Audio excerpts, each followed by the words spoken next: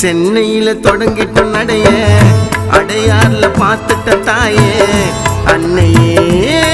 எங்க கூட நீயும் வாயே வருடத்துல ஒரு முறை தாங்க மாதாக்கு கொடியேத்துவாங்க பெருவிழா இது 10 நாட்கள் திருவிழா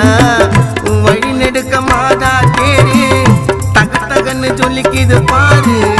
மாதா கிட்ட உனக்கு என்ன வேணும் கேளி மண்டிட்டு